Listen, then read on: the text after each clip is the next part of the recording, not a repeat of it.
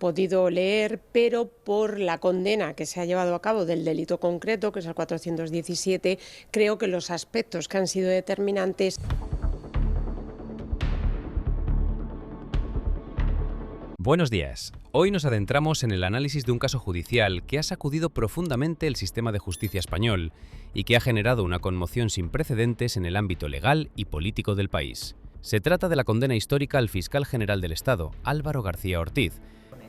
Bueno, la sentencia todavía, como sabéis, no la tenemos, no la hemos podido leer, pero por la condena que se ha llevado a cabo del delito concreto, que es el 417, creo que los aspectos que han sido determinantes es precisamente la nota de prensa que llevó a la difusión de esos datos reservados de un ciudadano particular en un ámbito procedimental penal como era el que se estaba desarrollando en ese momento. Quien se ha convertido en la primera autoridad judicial de esta categoría en ser condenado penalmente por revelación de datos personales reservados. Esta sentencia marca un hito sin precedentes en la historia judicial española. Jamás antes se había condenado al máximo representante de la Fiscalía por un delito tan grave como el de filtración de información confidencial. Para desentrañar los aspectos más complejos de esta sentencia histórica, contamos con el análisis experto de Gemma Martínez Galindo, especialista en Derecho Penal y profesora de la Universidad CEU San Pablo, quien posee más de 30 años de trayectoria profesional como abogada litigante. La experta comienza su análisis subrayando que los aspectos determinantes de la condena se centran en un delito específico contemplado en el artículo 417 del Código Penal Español. Regula la revelación de datos reservados por un funcionario público. El punto neurálgico del caso fue la emisión de una nota de prensa oficial por parte de la Fiscalía del Estado. Esta nota de prensa no era un documento ordinario, sino una comunicación pública oficial que contenía información personal reservada de un ciudadano particular que estaba siendo investigado en un procedimiento penal por delitos fiscales.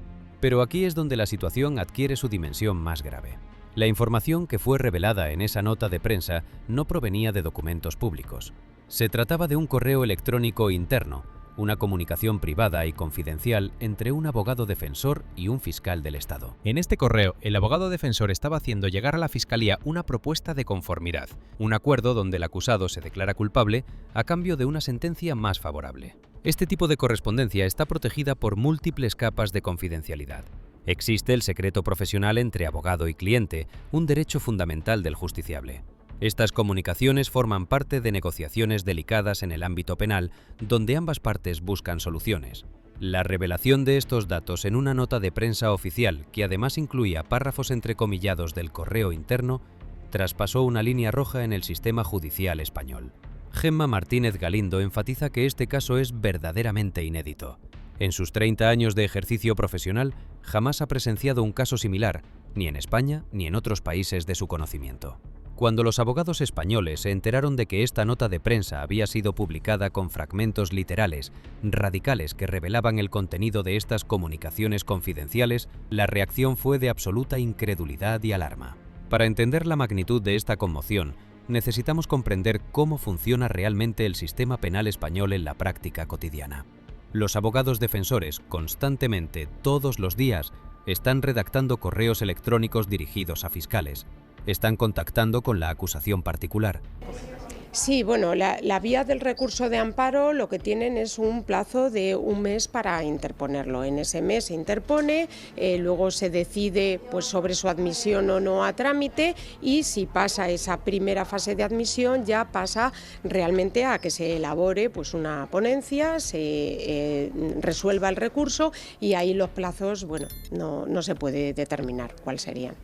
Mientras tanto, ¿qué ocurriría? Porque la figura de fiscal general del Estado debe quedar cubierta, ¿no? Claro. ¿Cómo se abre ese otro? Claro, o sea, la sentencia es firme, se ejecutaría inmediatamente, pero también cabe pedir la suspensión de la ejecución precisamente porque se ha interpuesto un recurso de amparo. Entonces, si el propio tribunal sentenciador, que es el Tribunal Supremo, o en su caso el Tribunal Constitucional, deciden suspender la ejecución de la sentencia, pues la pena de inhabilitación no se llevaría a efecto y entonces, bueno, pues en ese caso seguiría en su cargo. Están proponiendo conformidades, negociando penas, buscando soluciones que sean viables para sus clientes. Estas comunicaciones nunca han sido públicas, nunca se han divulgado. Siempre se han entendido como confidenciales. es un fundamento básico, casi sagrado del sistema de justicia penal: la confianza entre las partes en la negociación. Sin esta confianza, el sistema se colapsa. Por esta razón fundamental, el Colegio de Abogados de Madrid, a través de su decano, se personó como acusación particular en el procedimiento judicial. El gremio de los abogados españoles tomó una decisión histórica. No podían permitir que este principio fundamental fuera vulnerado sin respuesta institucional. La credibilidad de la institución fiscal se ha visto gravemente comprometida.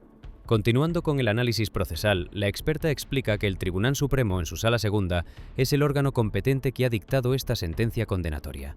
Por tratarse de una resolución de la Sala Segunda del Tribunal Supremo, la sentencia es firme, es decir, no admite recurso ordinario alguno. Esto significa que, en principio, la pena debería ejecutarse de forma inmediata. En este caso concreto, la pena principal que se ha impuesto es una inhabilitación, lo que implica que el fiscal general del Estado estaría impedido para continuar ejerciendo funciones públicas en su cargo. La inhabilitación es una pena que va más allá de la simple cárcel. Impide al condenado ejercer cargos públicos durante el periodo que marca la sentencia. Sin embargo, existe un mecanismo procesal que introduce cierta flexibilidad y que es de vital importancia en este caso. Luego hablar un poco también de esos aspectos más éticos, morales de todo esto que hemos vivido y también de las consecuencias que puede tener para la visión de la Fiscalía. ¿Cómo creéis que ha afectado esto? Pues yo creo que además toda la Fiscalía ha tenido ahora mismo una quiebra de credibilidad. Desde luego, desde el punto de vista de los abogados, sinceramente nos cuesta ahora mismo, y de hecho lo comentamos con los propios fiscales, el hecho de poder enviar un correo en esos contenidos, ¿no? Porque, claro, sabemos que en cualquier momento, pues si esto no se hubiera condenado, sabemos que, bueno, pues se puede difundir ese correo, ¿no? O sacarlo incluso en juicio, como que ha intentado llegar a una conformidad. Esas comunicaciones son secretas, entonces la credibilidad de la Fiscalía está en entredicho, lamentablemente, y es una institución que, desde el punto de vista jurídico, siempre ha tenido pues una relevancia muy importante. Sin embargo, también la suspensión de la ejecución de la sentencia. Aunque la sentencia sea firme, la defensa del fiscal general puede formular una solicitud ante el tribunal para que se suspenda temporalmente la ejecución de la pena mientras se interpone un recurso extraordinario ante el Tribunal Constitucional. Si el Tribunal Supremo o posteriormente el Tribunal Constitucional acceden a suspender la ejecución de la sentencia, la inhabilitación no entraría en vigor de forma inmediata. García Ortiz podría continuar ejerciendo su cargo como fiscal general durante el tiempo que dure el proceso de amparo constitucional. El único camino legal que queda abierto es un recurso extraordinario ante el Tribunal Constitucional, el recurso de amparo. Este es un mecanismo especial de protección de derechos fundamentales. Se llama extraordinario porque no es un recurso ordinario de los muchos que existen en el sistema judicial. La defensa del fiscal general, según el análisis de la experta, probablemente articulará el recurso de amparo por dos vías principales que se consideran más sólidas en términos de derecho constitucional. Primera vía, la vulneración del derecho fundamental a la presunción de inocencia. Según la argumentación de la defensa, los indicios que el tribunal consideró suficientes para condenar al fiscal general no existen en realidad o son insuficientes. La defensa argumentará que el fallo habría sido dictado sin prueba suficiente de culpabilidad. Segunda vía, la vulneración del derecho a la tutela judicial efectiva. La defensa argumentará que el tribunal aplicó una interpretación del tipo penal que es excesiva, que es infundada y que por lo tanto es contraria a derecho. Los plazos para este recurso son precisos. La defensa tiene un mes para interponer el recurso de amparo ante el Tribunal Constitucional. Una vez presentado, el Tribunal Constitucional decide sobre su admisión a trámite. Aquí es donde el porcentaje de rechazos es altísimo. Aproximadamente el 99% de los recursos de amparo presentados por ciudadanos ordinarios son inadmitidos sin siquiera entrar en el análisis de fondo. Sin embargo, en el caso del fiscal general, por la trascendencia y la relevancia pública del asunto, la experta anticipa que el recurso de amparo será admitido a trámite. Una vez admitido, entraría en una fase de elaboración de ponencia, deliberación y resolución. Sin embargo, los plazos de esta fase no pueden ser determinados con precisión, podrían ser meses o podrían ser años. Una cuestión fundamental e inmediata es, ¿quién se encargará de la Fiscalía General del Estado si Álvaro García Ortiz es destituido o inhabilitado? Esta es una cuestión que va más allá de lo puramente legal. tiene implicaciones políticas, administrativas e institucionales muy profundas. Si la sentencia se ejecuta, es decir, si entra en vigor la inhabilitación o si el fiscal general opta voluntariamente por dimitir, corresponde al Gobierno de la Nación la presentación de una propuesta para un nuevo fiscal general del Estado. El proceso comienza formalmente con el Gobierno presentando una propuesta al Rey. Puede ser un único nombre o puede ser una terna de candidatos. Los candidatos que se propongan deben ser juristas de reconocido prestigio. Es importante destacar que no es necesario que sean miembros de la carrera fiscal profesional. Una vez que el Gobierno presenta su propuesta, hay un paso obligatorio pero no vinculante. El Gobierno debe solicitar un informe al Consejo General del Poder Judicial. Sin embargo, el Gobierno no está vinculado por este informe. Aunque el Consejo General emita una opinión desfavorable, el Gobierno puede seguir adelante con su propuesta original. El Rey formalmente acata la propuesta del Gobierno y dicta el nombramiento mediante un Real Decreto. En términos de tiempo, este proceso puede ser prácticamente inmediato, en cuestión de días o semanas. Más allá de los aspectos estrictamente legales y procedimentales, existe una dimensión ética y moral de gran calado que no puede ser ignorada. La Fiscalía Española ha experimentado una quiebra significativa de credibilidad como institución fundamental del Estado de Derecho. Desde la perspectiva de los abogados litigantes, que son los actores del sistema que interactúan directamente con la Fiscalía todos los días, la situación es particularmente preocupante y desestabilizadora. Ahora existe una incertidumbre real, tangible, sobre si pueden confiar plenamente en la confidencialidad del secreto profesional en sus comunicaciones con fiscales. Esta incertidumbre tiene consecuencias prácticas inmediatas. Afecta directamente a la calidad de las negociaciones y los acuerdos que son fundamentales para el funcionamiento eficiente del sistema penal. La institución fiscal pierde confianza. Sin embargo, existe otra interpretación de este caso que merece consideración. Muchos comentarios emitidos tras la condena subrayan que la propia existencia de esta sentencia demuestra que el sistema judicial español funciona. La separación de poderes se ha puesto de manifiesto de manera contundente. Los mismos jueces de la Sala Segunda del Tribunal Supremo que han condenado al fiscal general también han condenado en otras ocasiones a políticos de partidos rivales, a grandes empresarios, a personas de todas las esferas de la sociedad. Esto es indicativo de que existe independencia judicial real.